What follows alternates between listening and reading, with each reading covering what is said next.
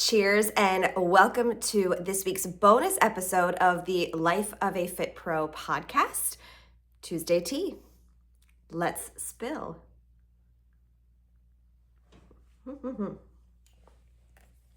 As always, I am your host, Andra Anderson, and I thought it would be really interesting because I wrote about, or I think last week I talked about the worst fitness classes I've ever attended, and I thought it would be interesting to talk about, what am I calling it? Instructor habits to ditch. So things that instructors do, or honestly, let's be real, like maybe at some point I did some of these things and now I get the ick. I wanted to make a list of 10, but it ended up being 14. Are we ready to dive in? And I'm curious, especially if whether you're an instructor or a client, what your instructor icks are. Okay, the first one, this one's so important to me, is striving for perfection. I found that the moment that I stopped striving for perfection and instead focused on being present with my clients, being a little silly, being myself, being authentic, and being okay with like a little choreo mishap. Now we kind of giggle about it. Being okay with forgetting to do the entire flow on the left side, kind of laughing it off and being like, oh, well, we'll get it next time. The moment I started doing that is the moment that my classes started filling up and I found my voice as an instructor. We're taught to practice, make it as perfect as you can. Make sure you're hitting the beats, make sure your music is right, make sure your tech is good, but you're gonna have mishaps. So if you are working towards striving for perfection, ultimately you're just gonna end up getting stressed, burning out, and maybe not even liking being a fitness instructor. That's the biggest one. I wanted to do that one first. Another one is no clear flow or like progression. I have been to yoga classes where I felt like wrung out like a washcloth. There was no peak, there was no clear flow. It was just sort of like a bunch of things jumbled together. Now, if that was the intention of the class and that had been, the choppiness had been promoted, I would probably be okay with it, but it was called a flow and there was no flow to it. And I keep that in the back of my mind as I'm designing my yoga classes because I want there to feel like an intentional flow, like we're building up to something, we're starting with grounding and then we're working up, engaging the core, working up to standing, doing standing moves, doing some balance, finishing with some hips, maybe a little extra core, maybe some glute bridges. I want there to be a nice flow to it. Otherwise, it's icky for me. Diet culture talk. I know I've worked for gyms like this that really want you to sell their supplements. And as somebody who doesn't take any supplements, it's really icky for me to promote them. I don't take any. I shouldn't be pushing them on anybody if I don't personally use them. And it was really icky to work for a gym that wanted you to push their particular brand of supplements that they had to buy into. I also think it's kind of weird if nowadays I've definitely said things like burn the bird or let's burn off the calories of, or whatever. You can eat whatever you want now. I feel like that stuff is icky now. And I'm glad that I have stepped away from it. And I'm very aware now when I hear other instructors say those things. And I'm like, listen to what you're saying and think about it. Think about it. But growth is amazing in this profession.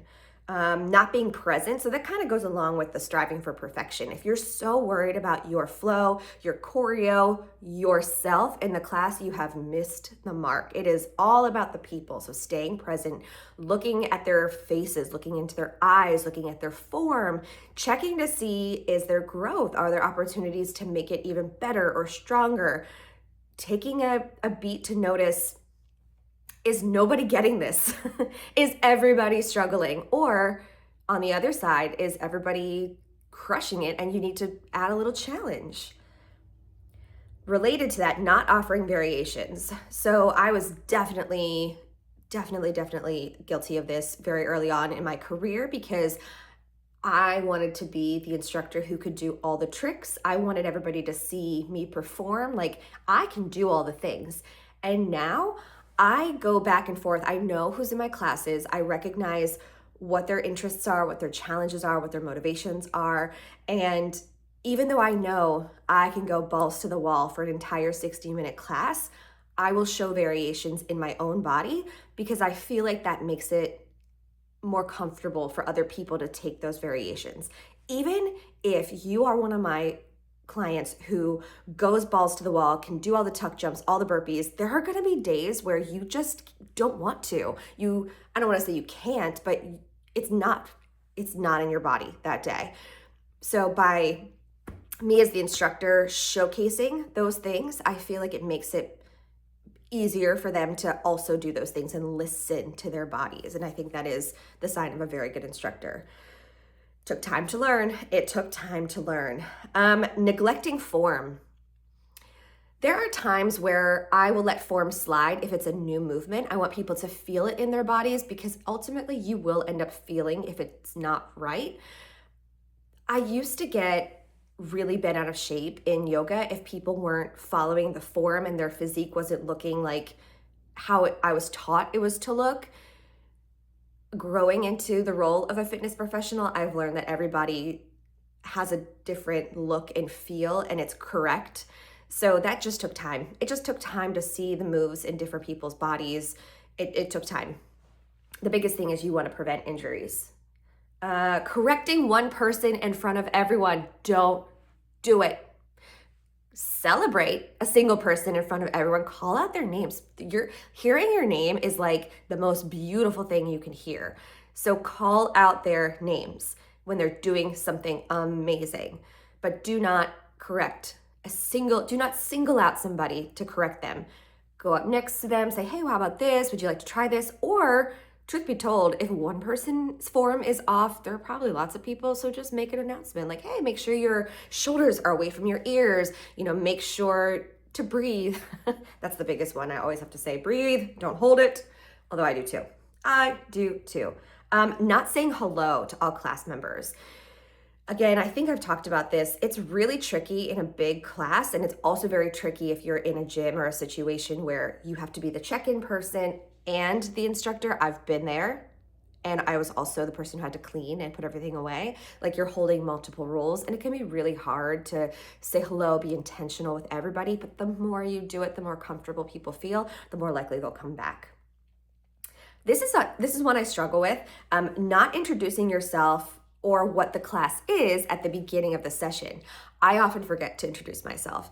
And I think it's really important at one of the locations that I teach because I do get new people frequently, and I forget to do it. I forget to say, welcome to High Fitness, welcome to Pilates. It's good to get into that motion. Even honestly, if you have regulars, it's still good to introduce yourself, I think. Lack of credentials. This is becoming such a problem in the fitness industry because we have fitfluencers. I'm seeing less and less of it, but it is really important to maintain your credentials. Like behind me, it's really important to do continuing education because here's the thing. When you first see something or learn something, chances are it's going to change. There are some movements that we've been told to avoid. There are some movements that we've been told to enhance over the years. And in my almost 20 years, things change. The one consistent thing is that things will always change. So it's important to maintain those credentials. Oh, this next one, making it your workout versus their workout. Again, very guilty of doing that at the beginning of my fitness profession because in my mind, I was like, I'm getting paid to work out. This is amazing. And yes, I still get paid to work out, but I'm there to build trust. I'm there to share new things. I'm there to monitor. I'm there to be present. I'm there to hold space. And yes, I do get a workout. I mean, High Fitness, I'm doing it with you. I do Pilates with everybody. I don't do it as full out on the mat as I probably would on my own because I'm watching everybody, just monitoring and listening and looking for feedback. But yeah, I do get a workout. out of it, but it's not my only workout. And the moment that I started adding my own workouts on top of what I was teaching is, I think, when I became a better teacher, because I wasn't relying on that to be my workout. Let's see, I have a few more. Pushing through burnout. Burnout is so real. Even if it's something that you're super passionate about, something that you super love, you can go too hard and it can be too much. I experienced it with Zumba. Every so often, like last week, I had members ask if we could add a Zumba song back into the mix in High Fitness, and I did it. We have a section called Party where I just added it, and that was fun, but I never say never, but I don't think I'll teach a full Zumba class again. I definitely got burnt out on it. I was doing like 10 to 12 classes a week. Too much. This next one gets me. So I am not the physical touch correction instructor. That's just not who I am. I was taught to be one. I was taught to move people's bodies into the shape that was most pleasing to my eye as the instructor. Like, oh, your form looks wrong. Like, let me move your body to make that better. I did it, and honestly, it felt icky. So I stopped. It didn't feel like me. I'm more visual, verbal cuer.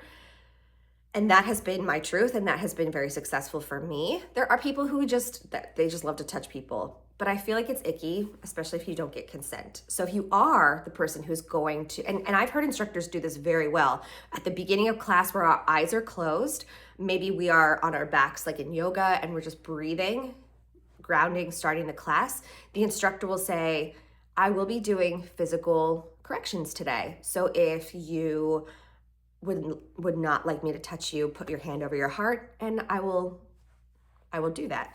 It can be done very well, but it's just not my cup of tea. Don't do it without permission. And my last one is not setting up a welcoming space. The vibe is so important to me. I want to make sure as you come in, music is playing. If we have tools or equipment that we're using, I've modeled it in my space so you can see exactly what you need to go get. I set up a table that has like my business cards, it has tissues, paper towels, it has my pens, it has my schedules, and I've also started doing little giveaways like packets of Gatorade Zero or Element or collagen that you can put into your water, and little snacks like that's it, fruit bars, Lara bars, things like that, just to have like a little, this is for you. Like, I want to welcome you. I want you to feel comfortable here. I want you to come back. I want you to feel good. So yeah, those are my instructor icks, my instructor habits to ditch, and I feel like they've served me really well. And again, it's all a work in progress. It's a work in progress. And that's the tea. Thank you for joining me for this week's bonus episode of The Life of a Fit Pro, and I'll see you next time. Bye.